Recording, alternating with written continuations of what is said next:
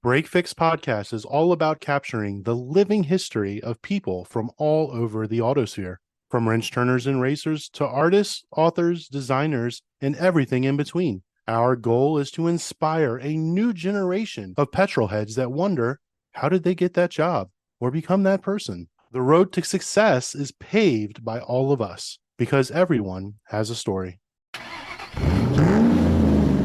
Today, we're honored to welcome a truly unique figure in the world of motorsports, Theodore Giovanis.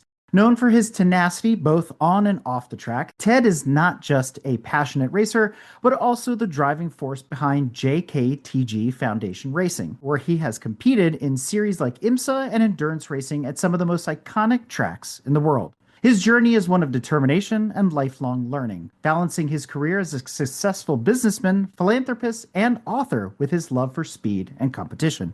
Today, we'll dive into his racing career, the challenges he's faced, the lessons he's learned, and how motorsport continues to fuel his pursuit of excellence in every aspect of life. And joining me tonight is returning guest co-host Tom Newman, who you might remember from our Randy Lanier and Paved Paradise episodes. So welcome back to the studio, Tom. Thank you, sir. I'm glad to be here. And with that, let's officially welcome Ted to Break Fix. How you guys doing? Glad to be here. I'm looking forward to talking to you tonight. Excellent. Good to see you as well, Ted. Well, like all good Break Fix stories, they all have a superhero origin. So let's talk about yours, your journey into motorsport. It's as inspiring as it is unconventional. So what drew you into racing and how did you take those first steps onto the track? I was always interested in cars when I was really young, as a teenager, but never really executed it. Along the way, I bought a Corvette and I got into autocrossing, but never really did any road racing. Sold the Corvette. Then in 1991, I decided I needed to have another sports car. And I bought one. It was a Mitsubishi 3000 GT VR4. I was driving home from the dealership after picking it up and went on an interchange and demonstrated to myself that I was not as good of a driver as I remembered myself being. So I scared myself. And then I went home and talked to my wife and I said, what would you think if I went to a driving school? And she said, well, that would be cool. Why don't you go do that? And so that was what set me off on a trajectory of road racing. I went to a driving school. I bought a car, a 2002 that had 103 horsepower on a good day. I started club racing from there. And so that's what started this whole trajectory. Describe your road to IMSA, though. For a lot of folks, there's a lot of steps to get there. So what was that like? I raced in SCCA, Sports Car Carousel of America. I went, at the time, the professional schools like Bondurant and places like that, they were not accepted to get a license at that point. The only way you could really assure yourself that trajectory to get a license in SCCA was to go to an SCCA school. So I had to go, and you had to go to two of them. So I went there. Was in SCCA I'm still an SCCA licensed driver, but I participated in that, gradually progressing. I'm a progressivity kind of guy. So I went from 2002s to actually BMW E36s, which was between 1990 and 1995 kind of platform. And so I raced those, had won regional championships at track records. Then in 2006, I decided I might want to go into IMSA. It wasn't really IMSA at the time. It was called Grand Am. It was the Grand American Road Racing Series, which was a series that NASCAR put seed money into the Grand Am series and got Jim France to run it. After it grew its base, it acquired that. And then that collided with, there was the American Le Mans series, which was run by Don Panos. That series was having some financial troubles. And so when Panos decided to sell that off, NASCAR bought both that and Grand Am, merged them together with IMSA, which was the prior sanction for ALMS. And then that's sort of where that wound up. NASCAR was trying to put sports cars in their book of business rather than just roundy tracks. And when it bought ALMS, it also got Sebring, the hotel there, Chateau Alon, and it got Road Atlanta. And so that was my first participation in the sort of the pro series in 2006. You touched on Grand Am, and that's where Tom comes into the equation here. So let's go back to those days and then walk a little bit more forward into your time at IMSA. So any stories you want to share about crewing with Ted and things like that? Ted conveniently left out the part where we had about 3 pickup trucks and various trailers versus oh, how far he's come. And I remember one distinct experience. It didn't start off as a pleasant story or pleasant memory.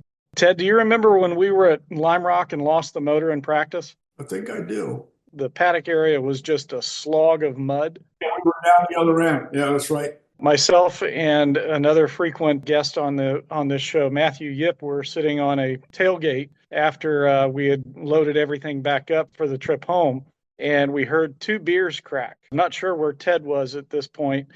I got a clap on the shoulder, and Paul Newman said, "You'll get him next time," and walked off without another word. Ted kind of introduced me to the world of big time racing and left me, dumbstruck by celebrity fanboyism.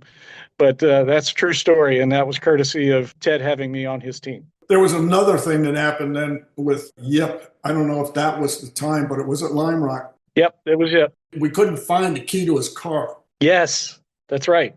So the trailer's all packed up. It's got everything in there, including, folding lawn chair things and everything that's in there. He can't find his key. We looked through everything, and then we basically looked at each other and said, I think we got to unpack the trailer because it's got to be here somewhere. That's right. And we unpacked the whole trailer. So you've got these folding lawn chairs, and they're in these bags. They're self-contained bags. For whatever reason, we took the lawn chairs out of the bags, and his key was in one of those net cup holders.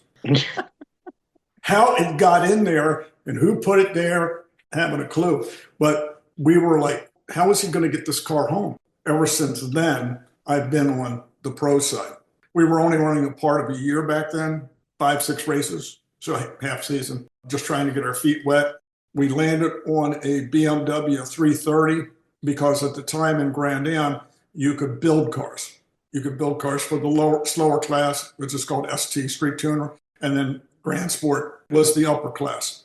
So you could build those cars. It's not like that anymore. Speaking of BMWs, do you still have the Laguna Seca Blue M3? No, that's been gone for a long while. Somewhere around 2010, I moved from performance car. I moved from the BMWs to a Porsche. And then I went that way, and I'm still in the Porsche family for a lot of cars. Now, did you seek out Porsche, or did Porsche seek you out? No, I sought out Porsche. Okay. It was all on the street side. The time is right. I had a Laguna Seca Blue, a 2002 model year, M3. What I had done I went through this tailspin of investment. I put an exhaust on it. Then I put a suspension on it because I was tracking it too. So I put brakes on it. So I went through all of this stuff, and I was like, why can't they just put all this stuff on it and charge us $15,000 more and hand us the key? Because it'll all be kind of coordinated and matched. Well, it was just at that time when Porsche decided to offer a GT3 RS. That was my pretty much trajectory. So as I was doing this, I was kind of still the amateur. I was in a pro series, but I did other things professionally with my life. One of the things that I was doing was I had my own consulting practice, which was sort of the centerpiece of racing because it allowed me the flexibility to do whatever I needed to do to be away. But one of the things that happened outside there in 2006 in my consulting practice, I found an error in how Medicare pays all the hospitals in the country. That led to a litigation, which took 6 years between 2006 and 2012. So I was racing the whole time, except for calendar 12. But that led to me eventually getting some money out of that appeal. And that changed the complexion of everything TGM did at the time. And so then that was when, in 2013, so I took 12 off. 2013, I engaged a pro driver who was a previous ALMS driver to drive with me. That began my transformation as a driver, because the illuminating moment was I found out that despite my prior performances on track, and I found out everything I was doing was wrong. So when you have a good benchmark and it's undeniable that they're in the same car on the same day on the same track, and you have data, it's pretty revealing. It's also the good thing is you can figure out where you're doing wrong and try to work on fixing it, which I can tell you is the hardest part. Changing bad behavior is not easy. So when we ran into you earlier this year at VIR, you were behind the wheel of an Aston. Right. So let's talk about some of the race cars you've piloted in the Pro Series. What has that been like? Has it been a mixed bag, or have you been able to stay loyal to Porsche? Mixed bag. One of the guys that's in the series, Will Turner, told me a long time ago. He said racing in the Pro Series, primarily because of the balance of performance adjustments, is like Baskin-Robbins. It's kind of a flavor of the month routine. And so I decided in 2016 to move to GS from ST. I had one of Turner's old cars in ST, and then I bought one of Bimmerwill's S cars in ST. But I decided to get out of that and go to GS. When we went to GS, we went to Porsche. And so we ran Porsche in 16 and 17 because we were trying to predict the balance of performance adjustments and what they would do. And in 18 and 19, we went to Mercedes. Then in 20 and 21, which was during COVID, we made the decision to go to Chevys. Chevrolet had a GT4 platform. All of these are GT4 platforms. That was based on, the Camaro, but it was built by Pratt and Miller. It was a race car, and there were like 13 of them in the world. Good thing about that is it was a really good car. The bad part about it, when you only have 13 cars, nobody did a lot of test miles with them. So we were break stuff and whatever, not because we were crazy, but because we were breaking stuff. Like Sebring, it's pretty bumpy. And if there's something wrong with it, you'll find it. So in 2021, we were with them. In 22, we went back to Porsche. The car was pretty sorted. Bad thing is there were like 5 teams that had it. First race was Daytona. Porsche Motorsport, thinking BOP, they told all the teams run full wing at Daytona. In other words, your rear wing. Otherwise, slow it down. One team did. Car got a BOP, killed the car. So we had decided early on out of 22 to get out. And thereafter, that's when we switched to Astons. And so we switched to Astons, what's called the 17A chassis for 23 and 24.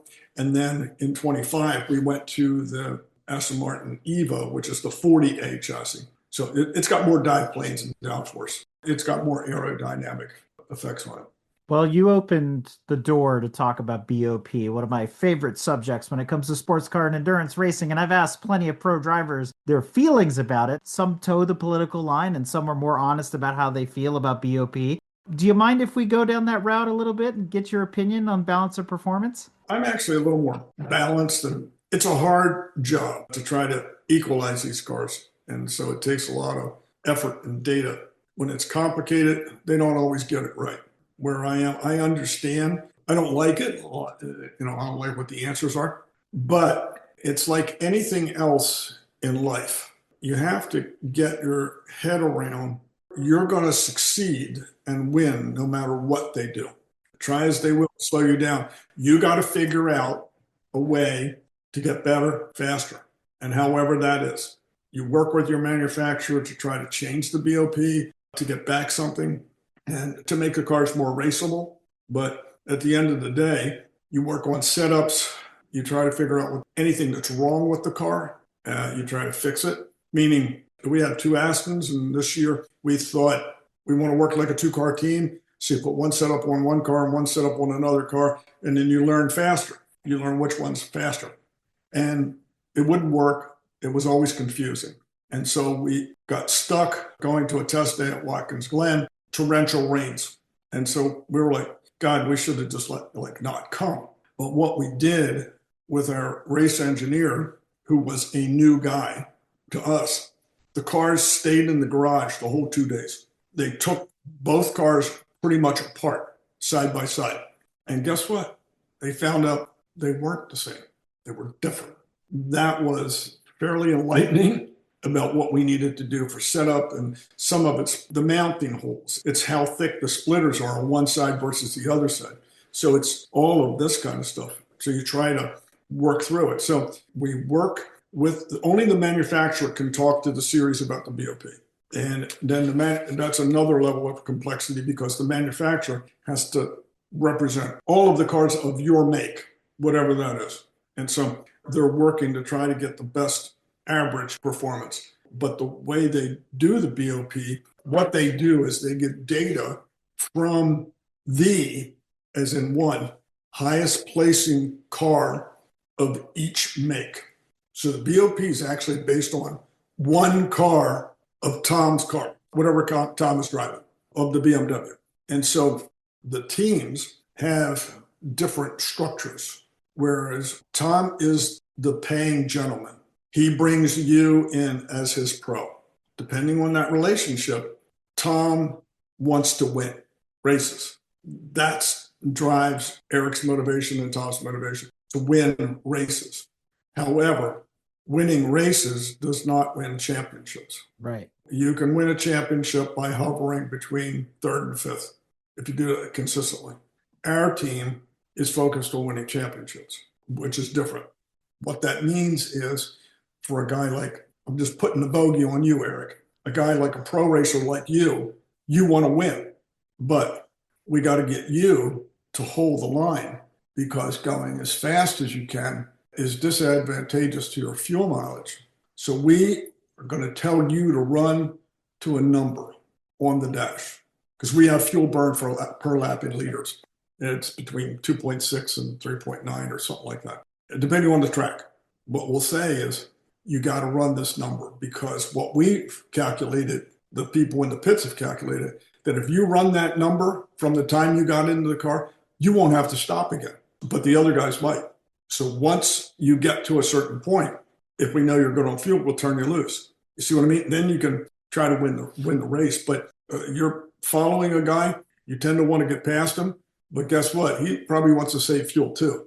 So if you don't push him too much and you wait till you're ready, then you go. It's funny because this is the same dynamic in Formula One as it is in other disciplines of racing. Yep. I think the rub comes in for enthusiasts and fans sitting on the other side that may not know the intimate and intricate details as you just explained them about how BOP works and the strategy of racing as it is, in today's era of racing. Because I think a lot of us look back to, I'll use Can-Am as an example. Build a better mousetrap. You want to be first, then put a bigger motor in. And that's going to cause you to pit 10 times. Well, if you got a 20-second lead, so be it. The days of the Brian Redmonds and the David Hobbses and that type of racing is unfortunately long gone. And when I look back over the history, I unfortunately tend to blame Audi for this. BOP came into effect because of the Quattros, because it was so unbalanced in IMSA, they had to do something, or the manufacturers were all going to pick it and leave. It's changed the whole dynamic of racing. And for those of us watching at home, we're like,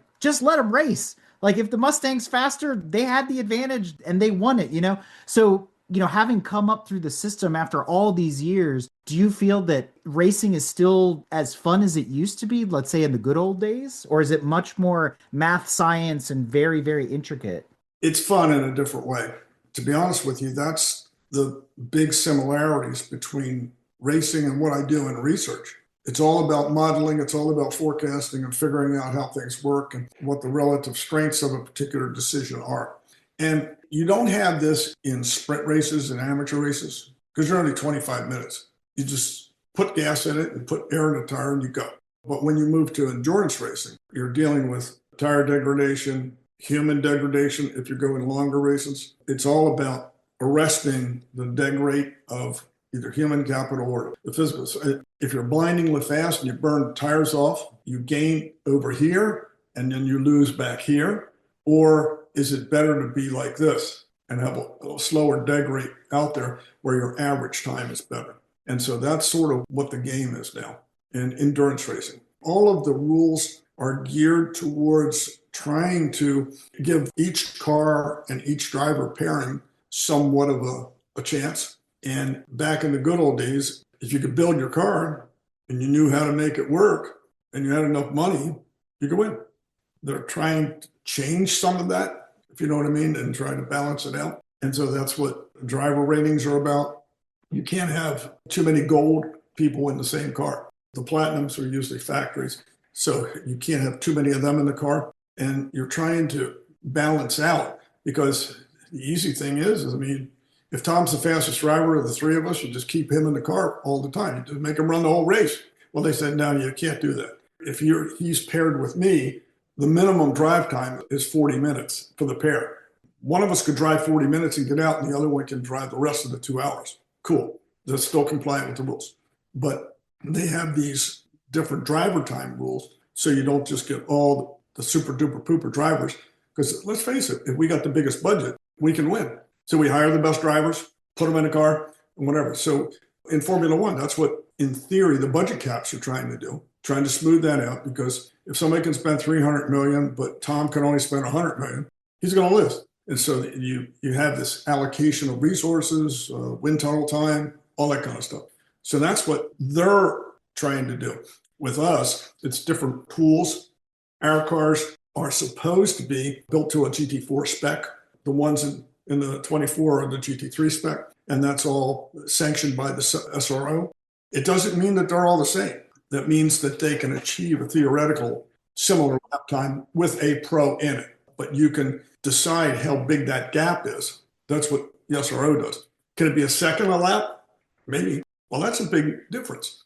And so when IMSA went to, you have to have a GT4 certified car from the SRO, then IMSA can make adjustments to slow it down. It can make you run different engine maps. It's that kind of stuff. See what I mean? So there's nuances. It is pretty technical. What's better, more torque or more power? The answer kind of depends on how long the straightaway you're going onto. I thought it was horsepower was how fast you hit the wall and torque was how far you pushed it. Yeah, that's same way. But if the straightaway is not too long, you want the torque. Right. So there are adjustments in our cars that give you the torque lower end versus upper end. It just means you'll lose on top speed. Tom's car can get to 165, let's say. But most of the time, the cars only get to 163. So why does he need the extra power to get him to 165? He needs the torque to get him out of the corner because he can get to his max speed faster. So it's a gigantic trade-off. It may not play well. We want to be out in front.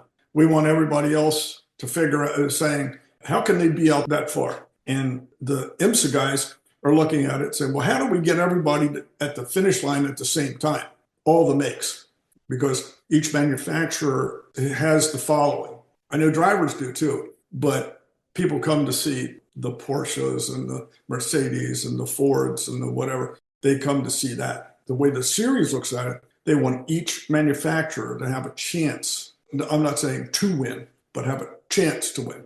And that's sort of what affects their metrics with balance of performance. You mentioned that the BOP is based on the top performing race car of a particular chassis produced by a manufacturer. You are a true privateer. How much advocacy does the manufacturer give you when trying to adjust these balance of power? Clearly, because of the technical nature of this, you have tons and tons and tons of data. Do they advocate for the privateers, or are they mostly interested in those top teams? They are generally advocating for the platform, like the Aston Martin GT4 Evo or the Porsche GT4 or the Mercedes. So they're advocating because that BOP is going to apply to everybody that's got one of those makes. They're working to do that. The manufacturers get data from all of the cars, all of our cars, all of the Aston's got it all. All of the Porsche got it all. So they can look at that across them. Now, they're not supposed to be helping you versus Eric versus me, if you know what I mean. If we have the same car, they're not supposed to be doing that. And they can help you in a little way. They can give you baseline setups or something like that. But pretty much you're on your own. What they're doing is they're advocating with the series and the BOP committee to work on the data. And it's more of an argument about what that data means. And the series has data more refined than us. For example, Eric mentioned Formula One. Think about it in Formula One. When you look at most of the Formula One tracks, they have 3 zones, 1, 2, 3, of which they're tracking data and all that kind of stuff. Well, IMSA gets it for like 10. So they know within zone 1 what those segments are. We don't. And the manufacturer doesn't get it that way. So there's an advantage that they have. I'll say an advantage. They have more data than we have. Interesting. If they interpret things in a certain way, you can't prove them wrong. You don't have the same fidelity that they do. Yeah. So you got to remember the best thing to do is you need to figure out how to make your car faster. And it doesn't have to do with power all the time. It has to do with handling. Sometimes your brake pad compounds are open. They're not in the spec. Anytime you want, you can use any manufacturer brake pad. So you can use pad or anything. Then you've got compounds within that. So you use your connections with the brake pad manufacturers to get the best pads. You see what I mean? Different compounds of pad, front, rear. Now, tires, we're stuck.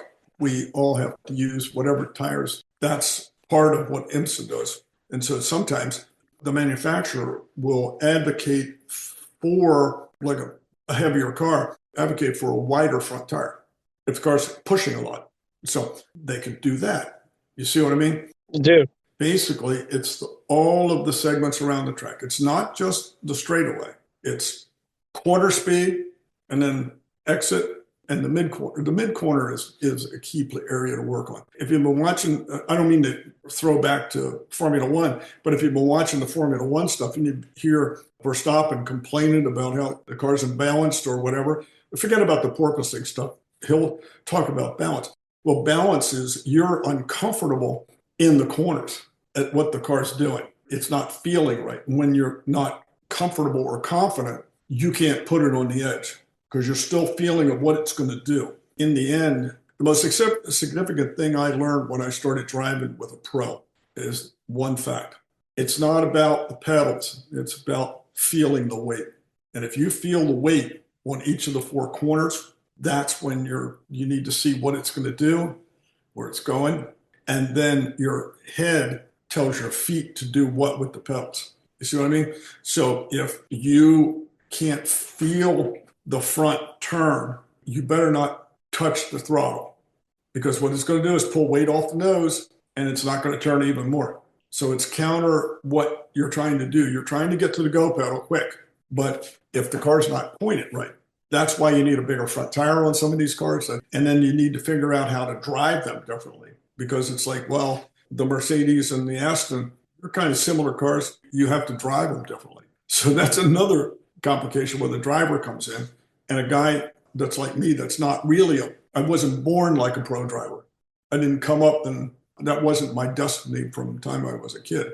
So you have to learn how to adapt, which is complicated if you've learned it a certain way. You're just reiterating what I've told students for many, many years.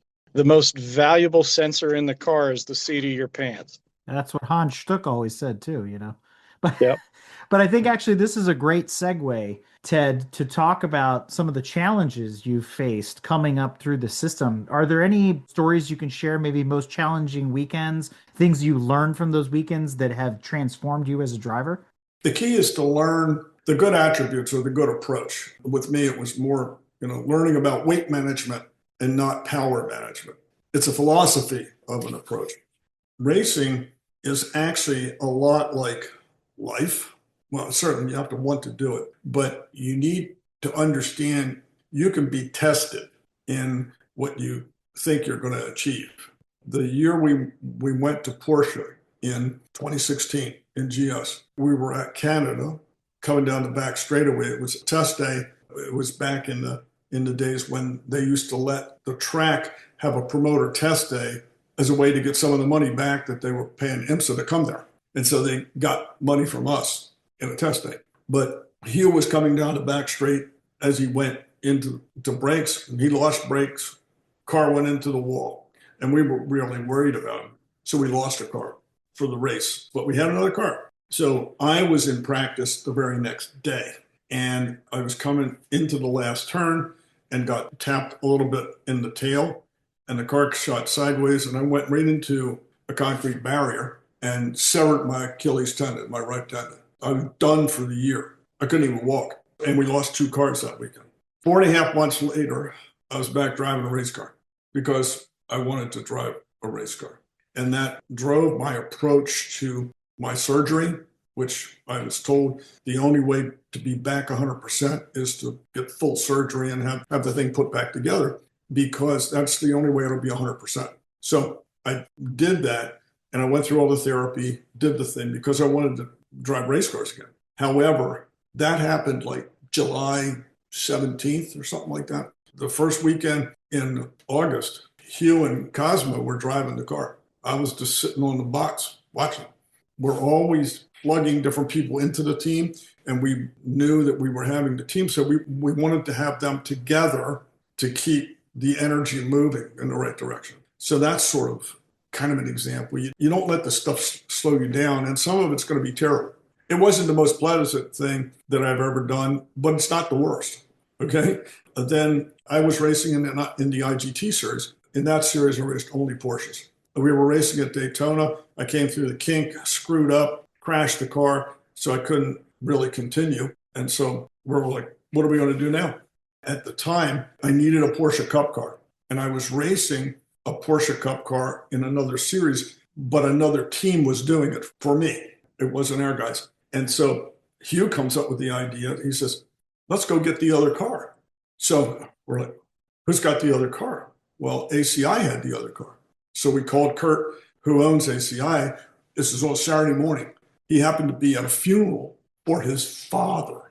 Kurt hooks up with his guys in Chattanooga.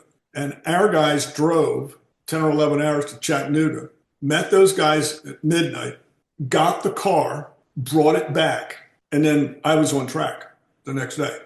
So why do we do this? Because you're sort of driven to want to succeed, because you've got a goal in mind.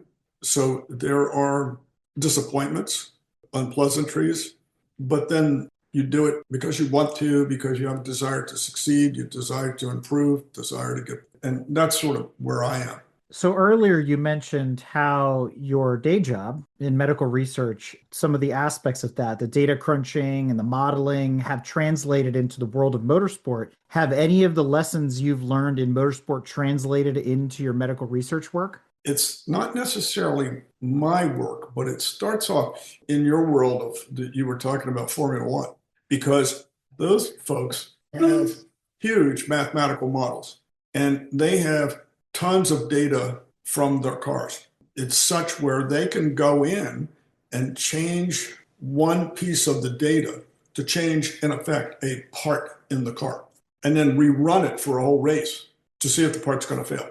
We're not doing that, but in medical research, we are. Just think about it. I'm pretty much settled in the cancer space, and more specifically, burrowing down in the metastatic breast cancer space.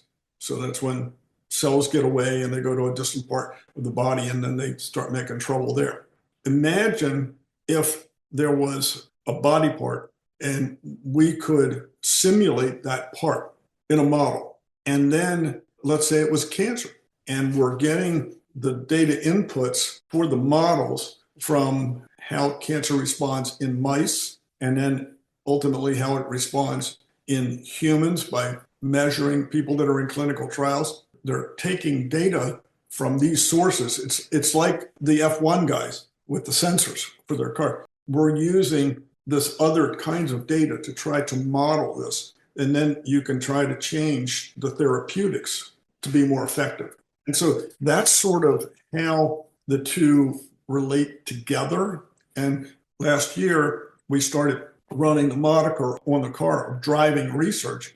And that comes from our research. My goal is to drive research the way we do it in the United States in a different direction than what we do. Pretty sure you guys will understand this. You know where the red zone is in football? Oh, yeah. That's where the drug companies are, just before you score. From the 20 back to the 50, that's where NIH is. I'm down the other end of the field trying to figure out how cells migrate, how they split. What do they talk? They talk to each other. What the hell are they saying? Why does your immune system, when a cancer cell says, I'm okay, why does your immune system listen? Why does it attack it? So we're trying to find out how this stuff works. And so if you knew how it worked, you could come up with strategies to get down the field in a more effective way. And the drug companies only want to jump in after things have been de-risked. They're closer to the ROI. So that's what their business is. But I'm trying to say, well, how do we get people better, quicker, and maybe it's through modeling and it's through a lot of the research that's getting published now from a lot of our cancer researchers. That's why I say that word driving actually came from one of my cancer researchers. He said, "You're driving us somewhere." Yup, that's what we're doing. And so what's driving about it is I'm investing down this end of the field. Other people aren't, because down our end of the field, the risk of failure in the context that the hypothesis, how we think it works, is not how it works, is higher. So we might not prove our hypothesis. Research is based on Tom proving his hypothesis and then being able to get more money. That's his sustenance in the research world. Well, I'd say, well, it's okay if it doesn't work that way, as long as we just tell everybody that. So now we all learn something, and it's no different than car racing. What do you think we should do for a setup? Well, we'll do this at this track on this day. We go out and say, oh, it's terrible. Well, we failed. Now what do we do? Well, we got to do something else. And so it's sort of crudely similar. Absolutely. There's a couple things I want to pull on there to clarify for our audience. You talked about investing in the research space. You talked about, using Tom as an example to prove his hypothesis. This sounds like the genesis of the JKTG Foundation. Do you want to explain a little bit more and elaborate on how that came to be and what it's about and what it means?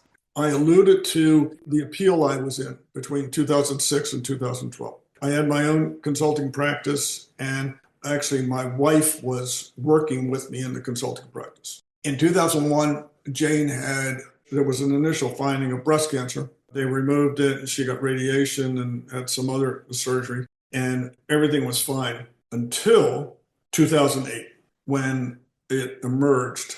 It had metastasized to her bone. Breast cancer likes to go to bone, lung, liver, and brains for whatever reason. We still don't know why it has a preference. We're still working on that.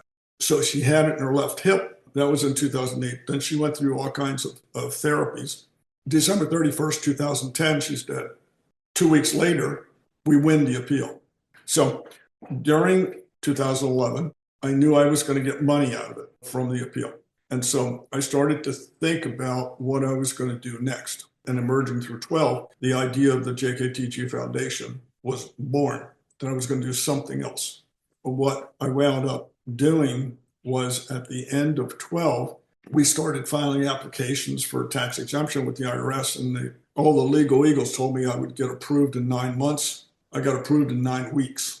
I said, game on. So the first part of 13, we worked in things I knew. It's the Jane Koskinas Ted Giovanis Foundation for Health and Policy. And so we jumped into the health policy space, which is what I knew. And then in the middle of 14, we moved into the cancer space, and we've pretty much been there ever since. So it was driven by Jane, collided with me wanting to do something different. And what I'm doing with the foundation is I funded it. I created an estate for it, which the foundation has, but it could always use more money, because if I had more money, I'd spend it on more research and doing things that we can't answer. But that's sort of where it all came from, but it grew over a period of time, and it was purposed by events in my personal life. Well, what I'm driving towards with this is we see all the time logos, sponsorships, graphics, wraps, all sorts of things on race cars. And we wonder all the time, what is CrowdStrike really doing for that car? Or what is Pennzoil have to do with this other car? Or whatever it is. If you look at all the iconic liveries over the years, whether they were tobacco, alcohol, or whatever have you. But in your case, it's something real, it's something personal, and it's something extremely pointed. Merging those two worlds, because you've continued to race throughout all of this time as you've been building the foundation and whatnot, how has motorsport helped springboard the foundation? How has it helped you gain exposure for the foundation? Not as much as I want, let's put it that way, but there's more people who are becoming aware of it. I guess there's two aspects. One is you want other groups and philanthropies or whatever to put money into research. It gets complicated because it's not any old research, but it's funding totally differently. I don't pick organizations.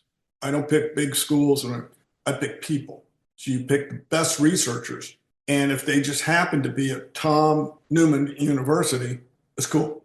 I'm not going after Tom Newman University. I'm going after Eric, who happens to have a lab there. Then we cook up a project with them, which tends to emanate from an unfunded idea that you had. And good people tend to have really good ideas. So we wind up funding them. And what we do is we do it in a way, it's not necessarily what the university wants, because I'll tell you why. In a project of any sort, there's always the direct research costs, what someone spends in the lab for the postdoctoral students that are doing the stuff and all that stuff. And then there's the indirect cost. It's called overhead. What we do in working with the researcher, we take this embryo of an idea, we evolve it into some kind of project, which might look like a 10 or 12 page paper. And then we, the foundation, come up with an agreement with the university. Then the project is an appendage to that contract. Then we talk to the university, and we don't allow much or any indirect costs. That's where they make their money. I'm interested in the researchers and not the university per se. And so what we're trying to do is, I got a really small glob of peanut butter, and I'm trying to spread it on this piece of bread without tearing it. So I'm trying to get as thin as possible so I can do more with the glob of peanut butter, because I got a lot of things to do, a lot of people to look after. And so that's why I don't want to blow it on indirect costs. I don't care about the president of the university and their HR department or their fundraising people. I don't care about any of this. Why do they need anything? They didn't really do anything for this. I brought the money. Researcher did what he needs to do. He has the ideas and stuff. And plus, if they get his direct costs funded, they were going to probably have to pay his direct costs if he didn't get this money anyway. So what's the problem? This tends to empower the researcher and depower, if that's a word, the university. And so that dynamic, it changes. A lot of these researchers, we've funded stuff for 8 or so years, and they're always coming up with new and better things, and we're always expanding our bandwidth. And so the more we learn, the more everybody learns, the more it becomes an intellectual feeding frenzy where everybody wants to work on these different kinds of modeling projects. You know, some of it you can't see directly from here to the patient. Like some guy came up with a new modeling grammar that allows all researchers to get this software that he created and be able to see if their project has anything worth doing there. And they can do it within having an hour of tutoring without having a bioinformatics person on their staff. So you get more people finding out more, good or bad, it'll work or won't work, faster. So more, faster leads to progress. Yeah, and that leads to a really interesting question about the use of AI, both in your day job and in motorsport. So where do you see that playing a role in both cases? Well, they're already using it in some of our cancer research projects, but it needs to be managed by the right people. But yeah, AI is emerging right now at being very good at certain dimensions of healthcare, like reading radiology films. AI is much better at determining whether cancer is present or not present. It's like 95% accurate, whereas doctors are 65% accurate. Don't take this hook and go out to sea, but my understanding of how that comes to be is AI is better at determining what the good part of the film is. I mean, if my whole hand was a lung, there's one little dot here that's bad. So what the AI is seeing is all of this other space that it's perceiving that it's very similar, that it's not a bad part. You see what I mean? So it becomes more better at that, which makes it good at identifying the bad stuff. And so one of our projects is doing that same thing with looking at biopsies of cancer.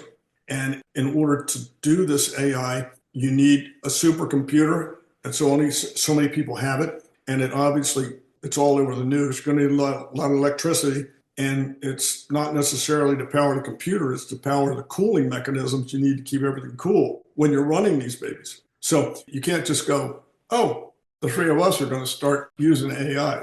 We got to have this little infrastructure. It's the whole reason Pit Race got sold, but we'll leave that where it is.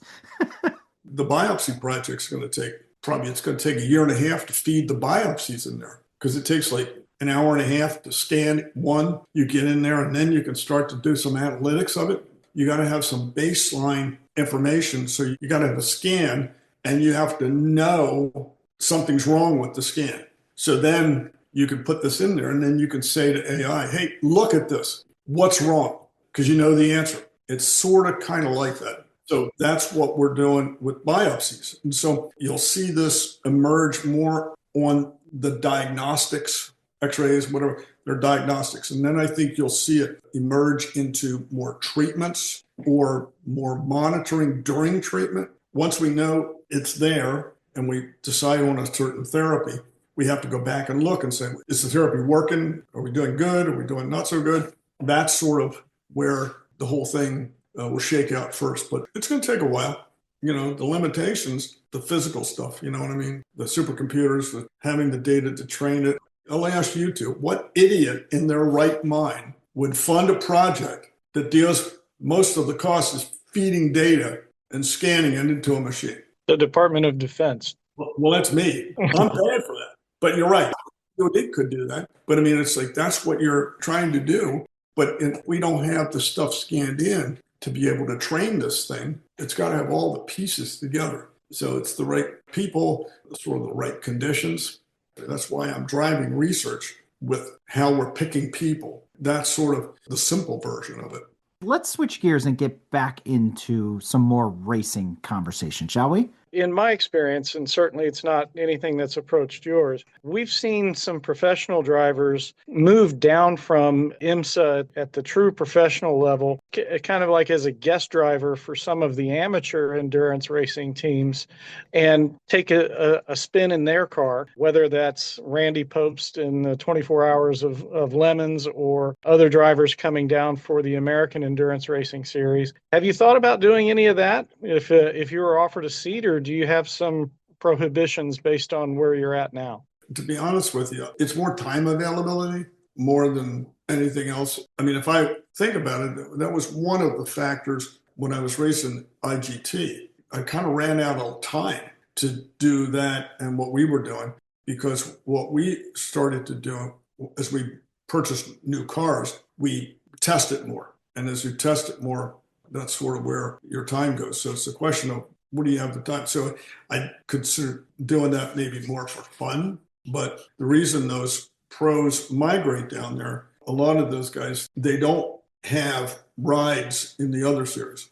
And so they need to make money somewhere. So they have driver coaching done at the lower end. Gotcha. It's a different kind of definition of a gentleman driver. Yeah. It's a person with money that doesn't really make their living at driving race cars. Right. And I'm glad you brought that up, Ted, because there's a lot of people that share the sentiment that there aren't gentleman drivers left anymore. You know, like the Graham Hills and, you know, those types of back in the day that, to your point, they all had day jobs doing something else, but they had the fortitude and they also had the fortunes to be able to go and do racing in their, say, in their midlife, versus these kids that are starting out 4 or 5 years old in go-karts and working their way up to the pro ranks by, you know, their 21st birthday kind of thing. As someone who did start racing later in life compared to these other folks as examples, what message do you hope your story brings to other people? What can you share? Any advice? First of all, whatever kids are coming up, they got to do this because they love it. They got to really like to do it. What was it, the old quote that Richard Petty said? They said, Richard, what would you like them to say as your epitaph when you're gone? And he said, I would like them to say he was a man who had a job, who liked his job and did it well.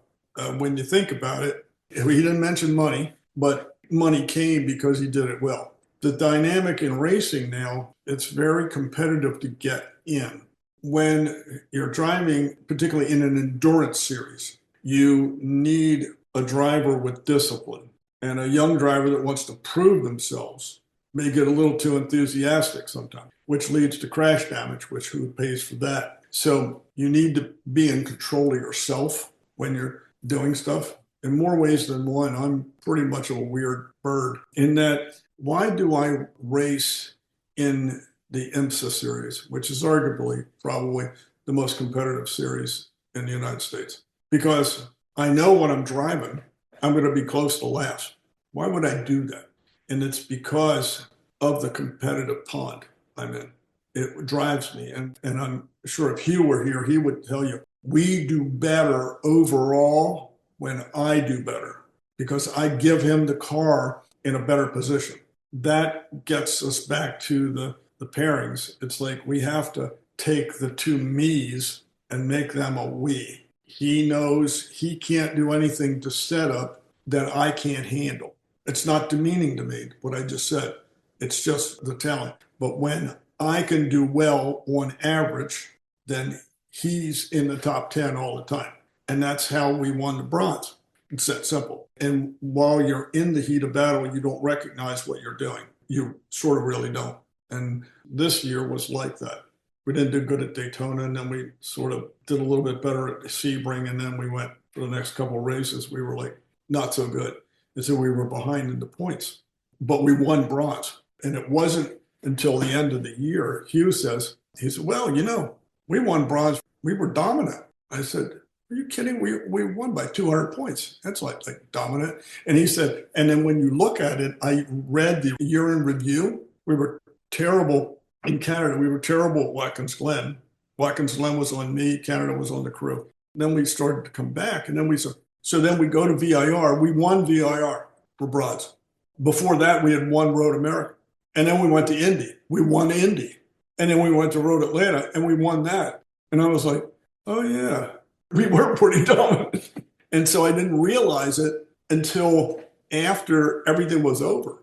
And then like my experiences, I guess what the big takeaway is, do it because you love it. Don't get disappointed because there's going to be disappointments along the way. Mine were just physical or crash or whatever. And you need to have a lot of discipline and set your brain such that you are willing to learn from anybody. Because the more you learn from the broader the base, the better off you'll be. The hard part for the younger guys now is getting in a car. Because while talent helps to get you recognized, ultimately you're going to need some money to get you in a seat and get you in a right car, that kind of stuff. Now there's some scholarship programs now, but they're not big money. They really aren't. So I think a lot of the kids coming up are going to be family funded of some sort, but it's sort of competitive. Going to the GT4 platform and the GT3, but let's just talk about the GT4. We used to be able to build a GS car for 150 grand. In order to buy a new car, you got to pay 350 or 330. So the price of entry has gone in. Just to sit at the table, you have to have so many chips. For the younger guys, you get into a situation where what kind of an individual would I let drive my $350,000 car? That's fair. Yeah. $350,000 cars consume brakes and rotors and gas and tires and all that kind of stuff. We're going to be spending $1,000 a piece on tire texture. When they went to this homologated platform, the cost of racing went up. That ultimately will be a limitation for people, I think. I mean, how do you get in? It's like Tom's saving money to buy a new car, and now he finally gets up to 25 grand. Now he finds out the price of the car is 40. And you're like, God, I saved all this money to get to this point. Now I can't get the car because you're always chasing it, basically. Right. And so that's part of the problem. And that's what happened with the economics of racing, where the manufacturers pay the series to be in the series. Michelin pays the series to be the tire. VP Fuels pays the series to be in the series. The tracks pay the series to come to the track. You get a pattern here? Oh, yeah. And so because of that, with tires, it's fine. We have to buy the Michelins and everything was fine. And then, oh, guess what? They put tariffs on the thing because they're all coming from France. Uh-oh, price went up. Speaking of which, for me, I have one last question for you, Ted. Since you are at the pinnacle of endurance racing in the United States, are there any future plans for Le Mans, and can I carry your suitcase? If the answer is yes. Well, I already considered Le Mans. And in 2020, Hugh asked me that. He said, "Have you ever thought about doing anything bigger, going to Le Mans, all that kind of stuff?" Despite my involvement, that was the first year, this was 19 to 20. That was the first year in January when we raced at Daytona. I decided to stay over for the 24. I never stayed for the 24 myself because we race on Friday. I usually leave and watch it on TV like the rest of you. I decided to stay over, and it just so happened that we had passes to get into the Cadillac suite because we'd raced with Chevy. Chevy didn't have a suite but Caddy. They got us in the caddy. We were there looking at it, and I was watching the 24, and I said, I could go to Le Mans, which is a 2 or 3 year run because you got to go to the road to Le Mans. I'm going to go to a track that's thousands of miles away that I could only run on so many times a year. Why don't I do this? Why don't I do this 24 hours of Daytona? And that led to me running the 24 in 21, 22, and 23. And the first two were in a Porsche. The second, the last one was in an Aston. Probably not going to go to Le Mans, certainly as a driver, but I probably am going to run the 24 as a Daytona again. Very good. The most likely time is going to be in 27. So that's sort of what's more in my racing future. If there's a bigger thing with my other side of my world with cancer research, I'm going to figure out how to change how we think about research. And that's sort of my other objective over there. But no, Tom. So I'm not going to Le Mans. Probably be watching that on TV too with the rest of you guys. Yeah. Daytona is interesting enough, let's put it that way. The advantage Daytona has is it has lights. It's not like Le Mans. Le Mans, it's as a friend of mine used to say, it's pretty dusky here. It's like being at the back of VIR at night. It's pretty dark back there. Yeah. But at Daytona, it's a different kind of exhilaration. You get similar talent pools because you get people that won the Indy 500 there. Scott Dixon drives there. They're in the prototypes, but you're all on the track with them. And everything sort of works out. The biggest problem with running the 24 is driver degradation. And that's why they try to keep the gentleman drivers more in the light than in the darkness because bad stuff happens in the dark. So that's what they say at the 24. If you make it through the night, you got a chance. When we ran the Aston in 23, we had a left rear hub that broke. So that was sort of that kind of put a rip in our sail, but they fixed it. I mean, we were back out, but that's the only one. The other year we finished like 7th or something like that in GTD. Ted, you talked about doing a little retrospective analysis over the 2025 season. Let's take that a little bit further. And if you look back over your very long racing career, what's your proudest moment and why does it stand out? Can I pick 3? Sure. Not in any particular order. The first one would be winning the IGT championship, strange as it might seem, because there are like multiple classes of Porsches.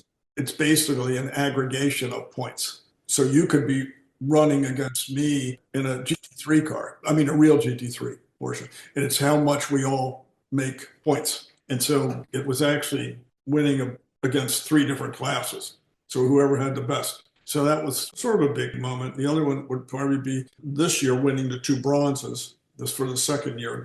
That's sort of a big deal because it's becoming harder to do. But I would almost say that the most significant thing was at the 2024 IMSA banquet when we were getting the awards was something that 2 guys said to me from 2 different perspectives. One was the series manager for our series, and the other one was a guy that's team owner of JDC. They both at the banquet said, "We noticed you are getting faster," because that's what it's about. It's always about me versus me. And if I'm able to achieve that while I'm getting older, that's like a big deal. It means I'm not losing it. I'm doing something right. I'm not doing everything right by no means, but it means that compared to me, I'm getting better. So that's a kind of a good thing.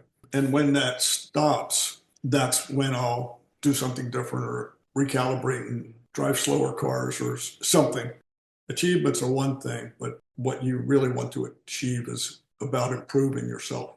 And that's what the young drivers need to focus on.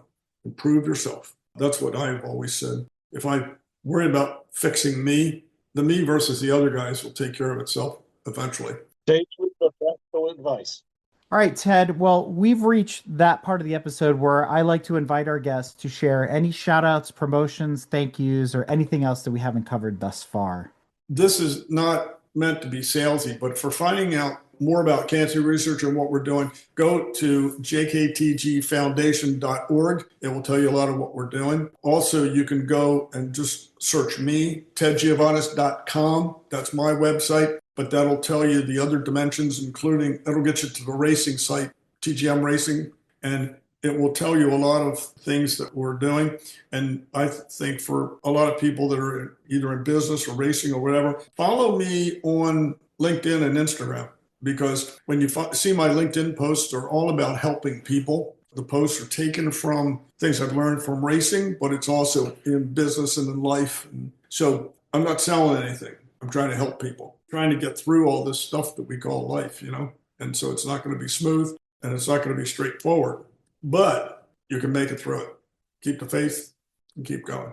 Well, folks, that wraps up today's conversation with Ted Giovanis. Ted's story proves that racing isn't only for the young, but for anyone with the drive and dedication to chase their passion. From competing in endurance racing to leading groundbreaking efforts through the JKTG Foundation, Ted's story is a reminder that it's never too late to chase your dreams and make an impact. If you'd like to learn more about Ted's journey, his racing efforts, or his foundation's important work in advancing medical research, be sure to visit jktgfoundation.org and follow along with updates from JKTG Foundation on social media. And with that, Ted, I can't thank you enough for sharing your evening with us here on Break Fix. And I have to say, if it wasn't said earlier, for those listening at home, Ted is about to celebrate his 80th birthday, proving that you're never too old to get behind the wheel of a race car. And if that isn't inspiring for all of us to get off the couch, get out of the garages, and get on track, I don't know what is. So, Ted, keep going as long as you can keep going. This is awesome. I will. That's what I plan on doing. So it's really good. I don't know what the future holds, but I'm going to be finding out. Let's put it that way. I'm going to be doing it to the end.